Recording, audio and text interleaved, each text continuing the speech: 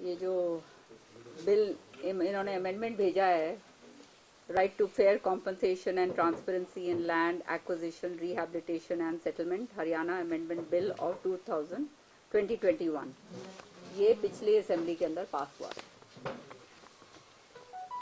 और ये जब ये पास हुआ तो इसके ऊपर बहुत ज़बरदस्त पुरजोर विरोध मैंने करा था विधानसभा में। अगर आपने देखा तो वो इसलिए विरोध करा था क्योंकि ये पूरी तरह से एंटी फार्मर है, पूरी तरह से पूंजीपतियों को क्रोनी कैपिटलिज्म को बढ़ावा देने के लिए है।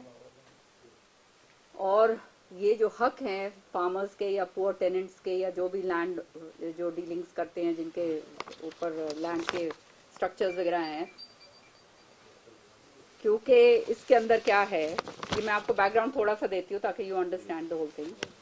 इसके अंदर ये था कि जो इसका प्रिंसिपल एक्ट है 2013 का, वो बहुत ही बेनोवलेंट एक्ट है जिसमें फार्मर्स के बारे में भी और between the farmers and the land owners, मतलब जो गवर्नमेंट है उनके बीच में समन्वय आराम से बन सकता है and it is fair to both, development projects के लिए भी सारा कुछ। तो बहुत ही अच्छा एक्ट जो है ये 2013 का बना हुआ है।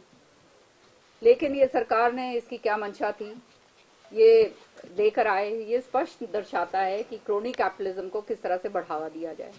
अब इस एक्ट के बाद क्या होगा कि 70% जो पहले रजामंदी चाहिए होती थी कि लैंड एक्वायर करने से पहले, वो डू अवे कर दी पूरी की पूरी।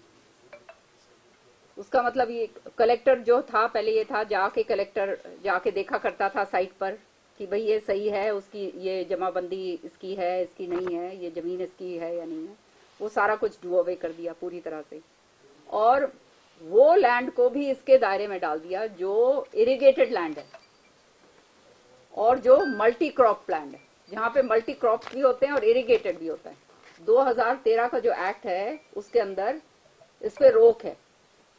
अब ये ऐसे ड्रैकोनियन फीचर्स इस बिल के अंदर, अमेंडमेंट बिल के अंदर ये लोग लेकर आए और आप उसका नतीजा भी हमने देखा। जैसे नीमड़ी के अंदर जो है हमारे भिवानी जिले के अंदर, वहां पे ट्रांसमिशन लाइंस ले डाउन करी गई, वो अभी तक जो है कॉम्पनसेशन के लिए बैठे हुए हैं बेचारे फार्मर्स, उनको कोई कॉम्पनसेशन नहीं दिया जा रहा। इसी तरह से जो है ये जियो ने जो अपने BSNL टावर्स वगैरह जो ये डालते हैं, तो कोई उनको जरूरत नहीं पड़ती, अपना जो है सरकार लैंड लेती है और उनको दे देती है, कॉम्पनसेशन दे या ना दे।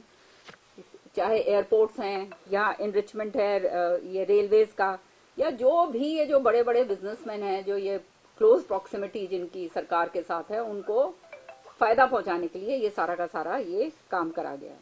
और ये मैंने आपको बताया भी, हमारे भिवानी जिले के अंदर ये हो रहा है। नीमड़ी के अंदर, नीमड़ी से पावर ग्रिड से सब स्टेशन भिवानी महेंद्रगढ़ के अंदर जो लाइनें डाली गई हैं, वहां पे जो है जिसका 1-2 किले जमीन है किसी किसान की, वो पूरी वो उसकी जो है जमीन ले ली गई है, तो वो तो मारा गया, उसको जो है कॉम्पनसेशन भी नहीं दिया गया। तो ये इसका जो है नतीजे, ये दूसरा जो इसका ये नतीजा है कि कंसेंट जो है उसकी जरूरत नहीं है और कलेक्टर जो है वो अगर देखेगा और जाके वो जो है 48 आवर्स के अंदर अंदर उसका सामान बाहर कर सकता है। इसका मतलब क्या है कि जैसे गैर मौरूसी टेनेंट होते हैं, नॉन प्रोप्राइटरी इंटरेस्ट होती है जिनकी लैंड के अंदर, वो भी मारे गए।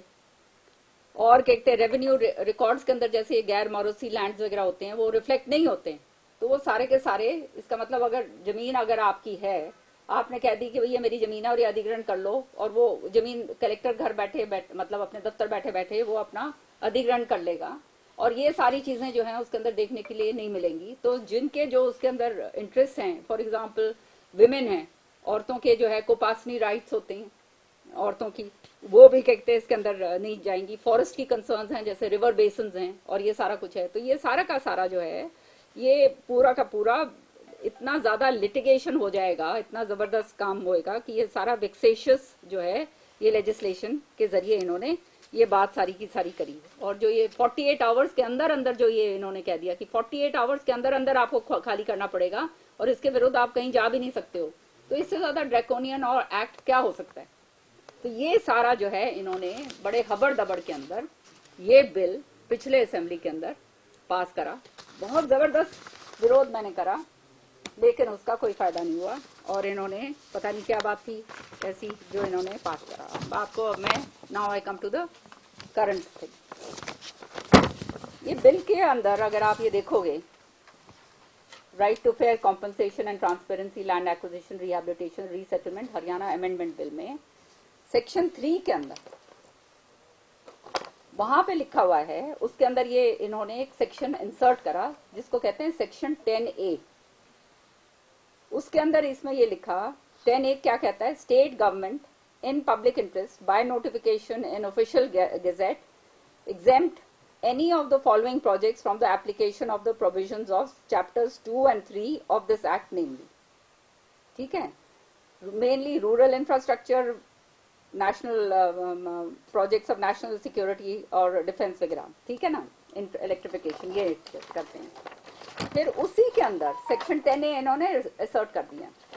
अब उसके अंदर जो है इन्होंने ये लिखा, जो मैंने पॉइंट आउट करा विधानसभा के अंदर, नीचे जो है पूरा ABCD सब सेक्शंस देकर फिर प्रोविजन लिखा है। ये बिल है, ये बिल की कॉपी भी मिला जो मेरे पास ओरिजिनल्स है, ये उसकी फोटो स्टार्ट है। उसमें इन्होंने लिखा था, जिसका मैंने विरोध करा था, provided that before issuance of notification under sub section 1, मतलब ये जो सब सेक्शन यहाँ पे सब सेक्शन 1 होना चाहिए, provided that before issuance of notification under subsection 1 the state government shall ensure that minimum extent of land required for acquisition of such project or purpose is notified।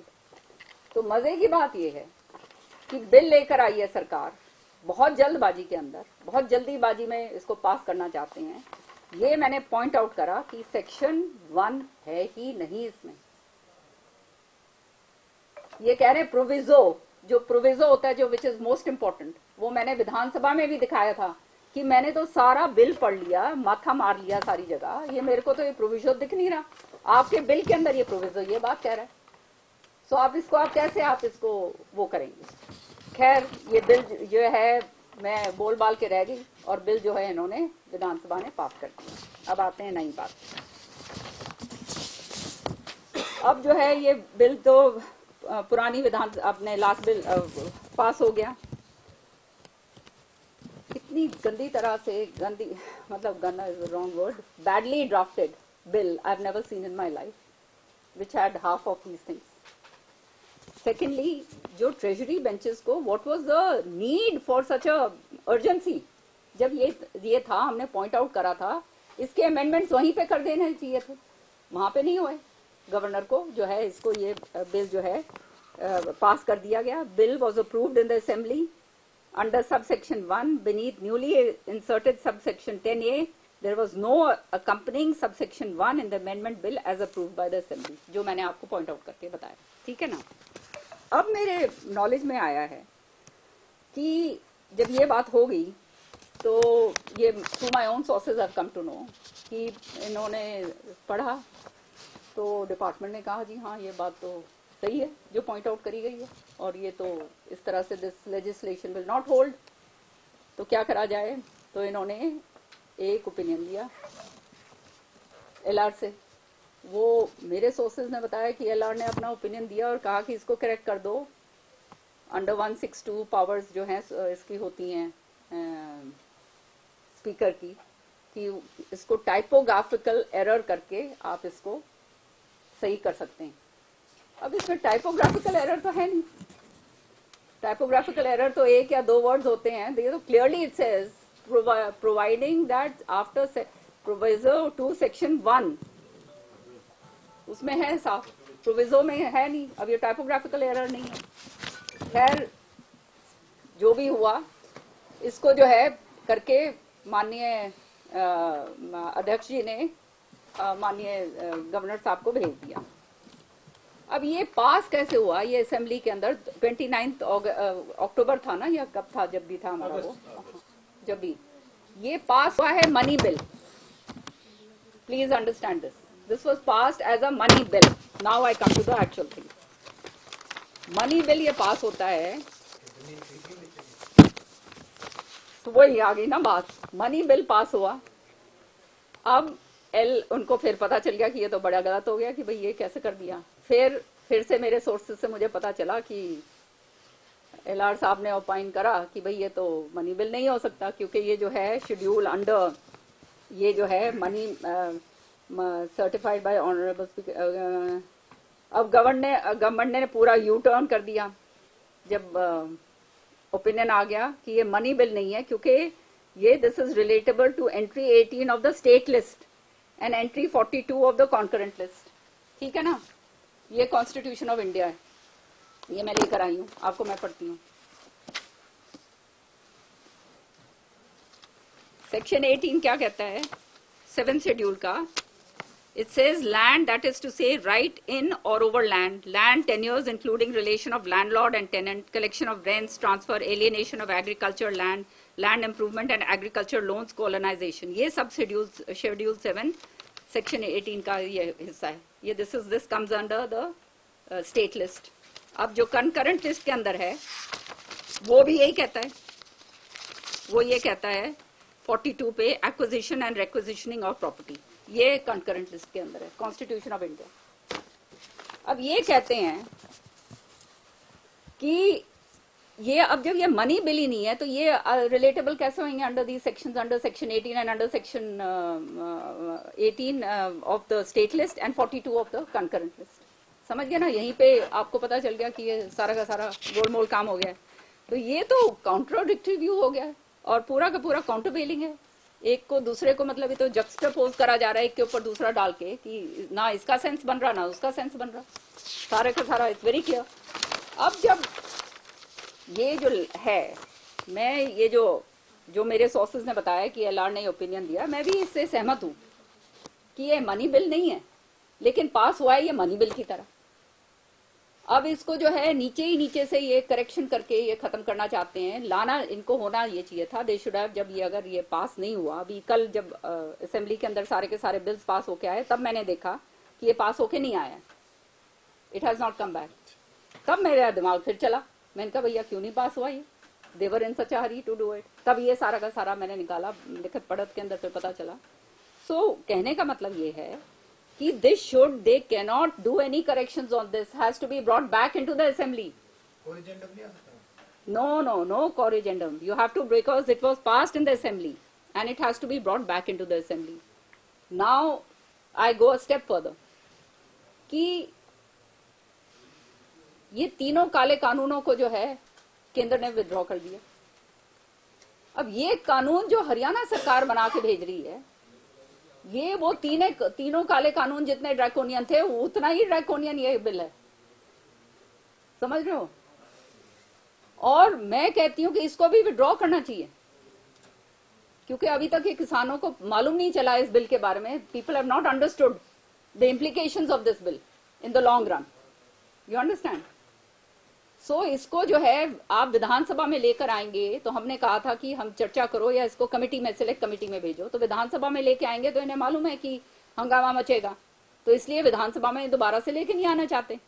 और असलियत के अंदर ये bill अगर पास होता है तो it is one of the most, क्या कहते हैं, this is a bill which goes against the farmer, against anyone with land holdings, against anyone who is a tenant of the land holdings. So ये bill को या तो in the same spirit जैसे केंद्र ने विड्रॉ करा, अब जब हम इसको एसेंट अभी नहीं मिली है, ये तो अच्छी बात है कि अभी नहीं मिली है और सरकार को ये अच्छा मौका मिला है ये जो है इसके ऊपर दोबारा से थिंकिंग करने का कि भाई जब केंद्र ने 3 काले कानून विड्रॉ कर दिए तो ये चौथा काला कानून जो हरियाणा सरकार ने इनैक्ट करा था, जो 2013 का बिनोवलेंट एक्ट को अमेंड करा था, बिनोवलेंट मतलब अच्छा एक्ट, जो एक्ट पूरा का पूरा बनाया था उसको अमेंड करके ये सारा कुछ लेकर आए थे, इसको भी ये चौथे काले कानून को वापस लेना चाहिए। ये मेरी आज की बात। ये जो है अब ये पूरा का पूरा ये तो इतना कॉन्ट्रडिक्शन हो रहे हैं। हाँ, अभी माननीय गवर्नर साहब ने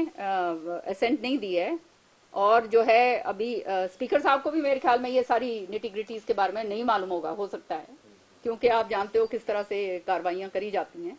पर जो ये मेरे सोर्सेज से ये जो मेरे को पता चला है, आप लोग भी पता कर लेना what I am saying is correct और not. I have come to know from my sources, so you know this is the whole thing. And अभी भी टाइम है, फिर क्या मालूम ये ऊपर प्रभु की इच्छा हो कि इस तरह से ये बात हो रही है कि इसको आप विड्रॉ कर लीजिए आप, क्योंकि ये भी एक काला कानून है, काला अध्याय मैं कहूंगी हरियाणा की हिस्ट्री का। ये जैसे अभी अप्रूव भी नहीं हुआ, कुछ नहीं हुआ, तो इसकी सेंसिटिव क्या है? मतलब हाउस में नहीं, आप मनी बिल की तरह पास हुआ है, आप समझ रहे हो ना, पास हो गया ना, ये तो हरियाणा असेंबली ने मनी बिल की तरह पास कराई है, मनी बिल नहीं। मनी मीन मनी कॉन्स्टिट्यूशन में मनी बिल की डेफिनेशन दी हुई है, बिल्कुल क्लियरली दी हुई है। उसके दायरे में ये आता ही नहीं आता ही नहीं है जब शेड्यूल, वो आपको मैंने आपको ये आपको पढ़ के बता दिया कॉन्स्टिट्यूशन। इसकी वैलिडिटी क्या है? तो यही मेरा कहने का मकसद है कि ये जो बिल इनैक्ट करा गया था उस समय, जल्दबाजी के अंदर करा गया, पता नहीं किसको फायदा पहुंचाने के लिए करा गया। अब मौका है सरकार को उसको जो है विड्रॉ करने का और उसको खत्म करने का, उसको जो है विड्रॉ करा जाए। ये चौथा काला कानून जो है हरियाणा में, जो ये किसानों के विरुद्ध है, जो आम जनता के विरुद्ध है, जो लैंड ओनर्स के विरुद्ध है, जो टेनेंसी के विरुद्ध है, वो सारा का सारा ये वापस लिया जाए। तो आप ये मैं हाउस में उठाएंगे तो बिल्कुल हाउस में, देखो हाउस में तो जरूर उठाऊंगी मैं, पर हाउस में पूरा ये बोलने का मौका मिले या ना मिले, आप जानते हो मेरे को तो चुप कर देते हैं क्या एकदम। कार्रवाई आपके पास बचती है? फिर अगर नहीं बोलने का मौका दिया, वो एंटरटेनमेंट करते हैं, आपके पास फिर क्या कार्रवाई करती है? अब मैं तो विपक्ष में हूँ, मैंने तो सारी की सारी आज प्रेस कॉन्फ्रेंस करके सारी पूरी डिटेल्स आपके सामने रख दी ठीक है ना, और आपको सारा बता दिया, shown you the requisite this thing and ये जो है ये बिल इन्होंने ये जो पास करा है, ये बिल की कॉपी है, जो ओरिजिनल बिल की है ये कॉपी, ये जो पास करी है उसके अंदर ये प्रोविजो है। ये मैंने विधानसभा के अंदर ये रिकॉर्ड में होगा, मैंने ये पॉइंट आउट करा था उस समय। मैंने कहा था कि मैंने पूरी जगह अपना दिमाग लगा लिया, सारा बिल पढ़ लिया, कम से कम 10 बारी मैंने ये बिल पढ़ा। मैंने कहा ये प्रोविजो है कहाँ, क्या व्हाट डज द प्रोविजो से, व्हाट डज द प्रोविजो है ही नहीं। आपने उठाया था, नोट भी किया था उन्होंने। हाँ, नोट भी करा था, पर क्या कहते हैं उसके बाद जो है इन्होंने मनी बिल बना के इन्होंने पार करा। मैम ठीक है, मनी बिल तो नहीं हो सकता ये, क्योंकि सरकार की इनकम तो बढ़ती नहीं, लेकिन ठीक है अनकॉन्स्टिट्यूशनल भी है। और रही बात कानून वापस लेने की, तो सीएम साहब ने जो सरकार है वो कई बार इस कानून को सही बता रही है कि बहुत सारे स्टेट्स के अंदर इसके अंदर अमेंडमेंट हुई है, और अकॉर्डिंग टू दैट वो भी अमेंडमेंट लेके आए हैं। सरकार तो पहले ही मंशा जता चुकी है कि वापिस नहीं होगा। और सरकार ने तो जहाँ तक कानून की बात है तो मैम इसको विड्रॉल करके कोरिजेंडर में दोबारा पास करवाया जा सकता है।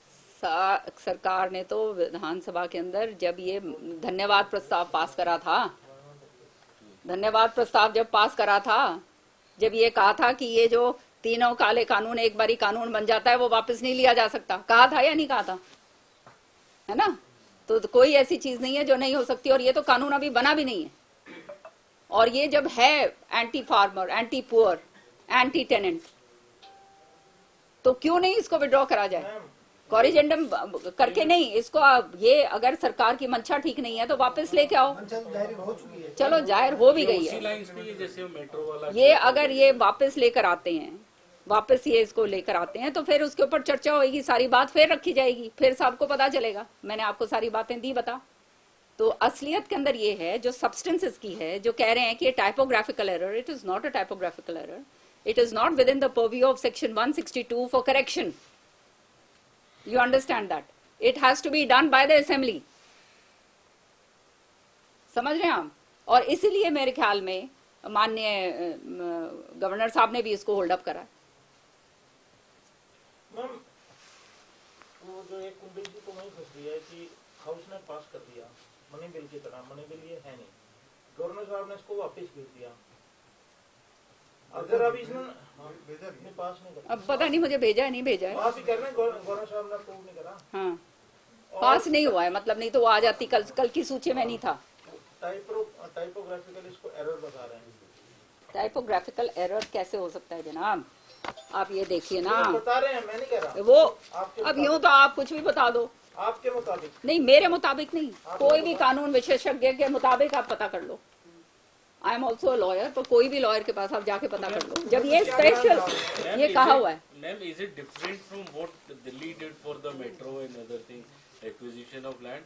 This is different from that. We just wanted for no, I haven't seen what Delhi has done. What I am trying to say is नहीं देखो 2013 का जो एक्ट है, जो हमारा एनैक्टेड है, that's a very benevolent act. Benevolent का मतलब it balances both the rights of both the farmers, the tenants and the people who are the landowners, and also as well as the government and its development projects. इसके अंदर जो है इन्होंने capping भी कर दी है, 50% की कैपिंग कर दी है। अब आपकी जमीन अगर ले ली है, उसके ऊपर अगर it goes beyond a certain this thing, 50% से ज्यादा उसको आपको जमीन की अगर कीमत ज्यादा है वो भी नहीं मिलेगी। तो मतलब इस तरह के जो उसके अंदर प्रोविजंस डाले हुए हैं, this is totally arbitrary I would say and unconstitutional.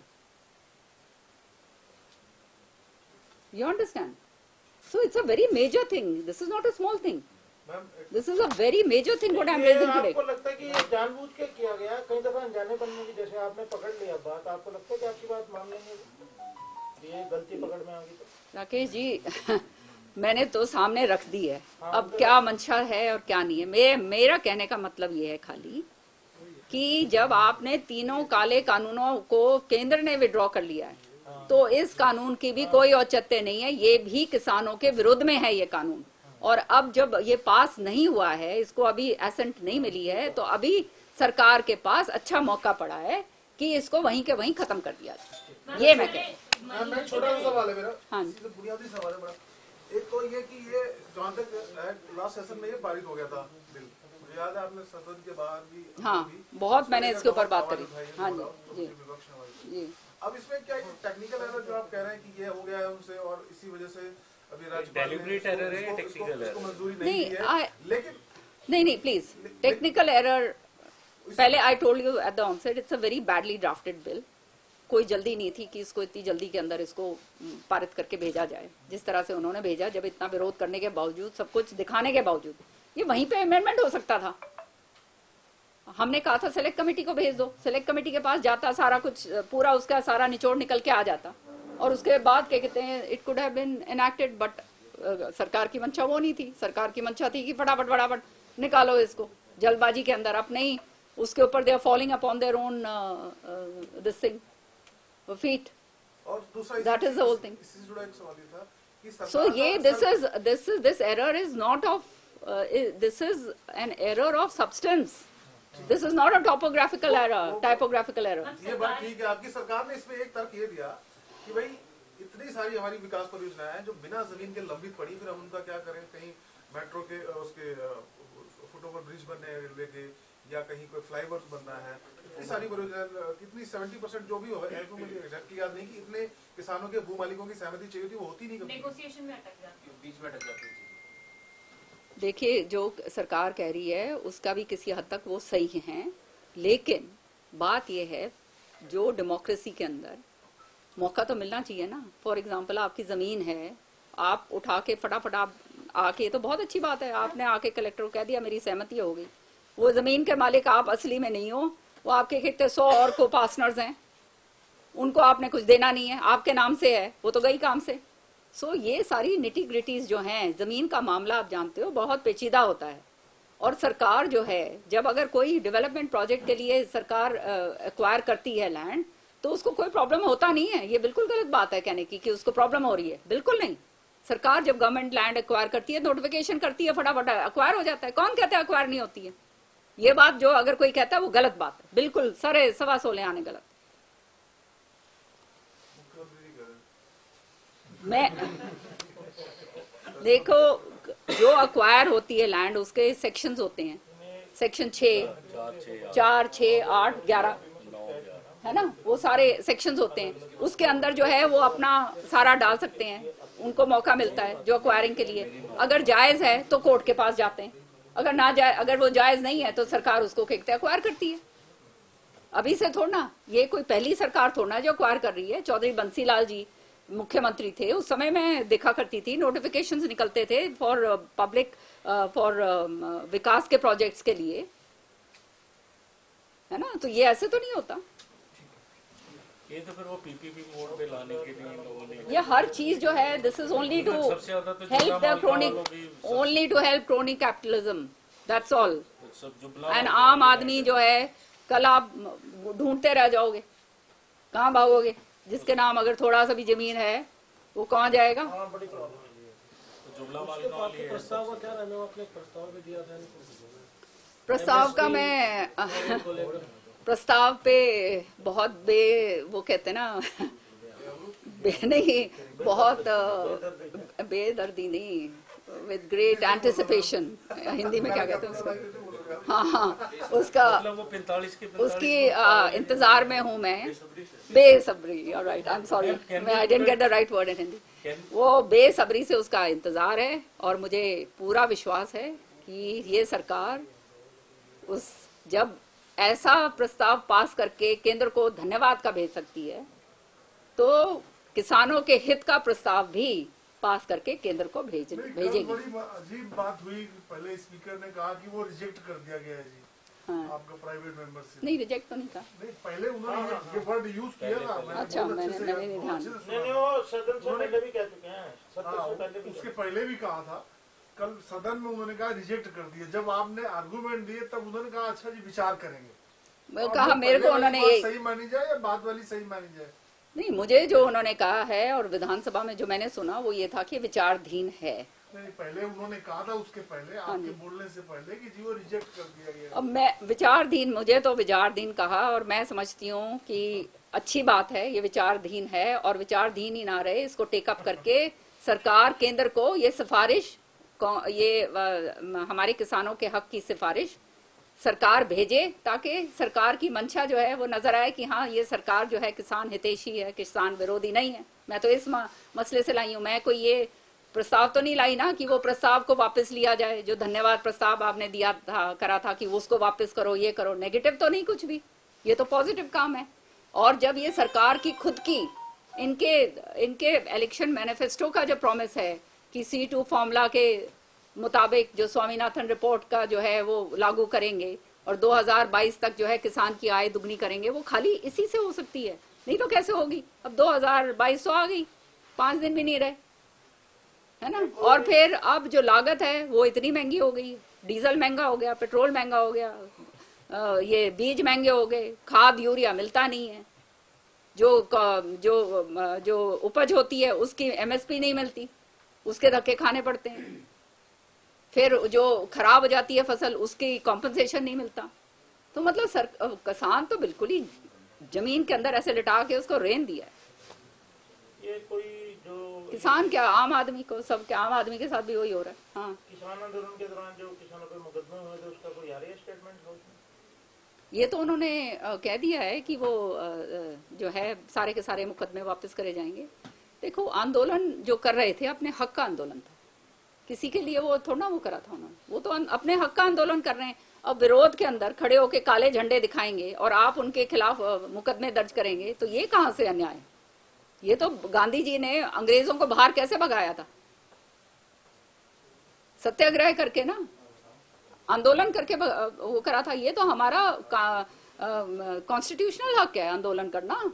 वो आपको अगर कोई आ रहा है, मंत्री आ रहा है, उसको काले झंडे दिखाए जा रहे हैं और वो काले झंडे दिखा रहा है बेचारा, वो कह रहा है सहमति, वो कह रहा है कि भाई मेरे को ये कानून पसंद नहीं है, तो आप उसके खिलाफ केस दर्ज कर रहे हैं, ये तो अच्छी बात नहीं। देशद्रोह का, हाँ, देशद्रोह के भी क्या कहते हैं मुकदमे करे गए। अब ये किस तरह से आम आदमी जो है अपनी बात वहां तक पहुंचाए, इसी तरह से विरोध से ही जो है, शांतिपूर्वक विरोध से ही कर सकता है ना। वो किसानों ने करा 1 साल, देखिए ना आप, उनकी कुर्बानी देखो ना।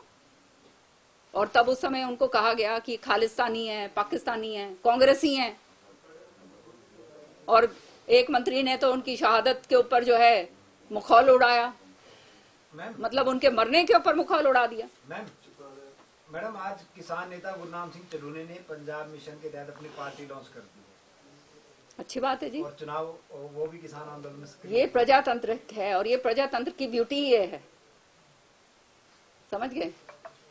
मुकदमे जो थे, बात चल रही है इसलिए पूछ रही हूँ, जितने मुकदमे दर्ज हुए उसमें कई मुकदमे ऐसे भी थे जो बहुत ज्यादा हीनियस क्राइम थे, जैसे अगर वो निहंगो वाला इंसिडेंट ले लिया जाए।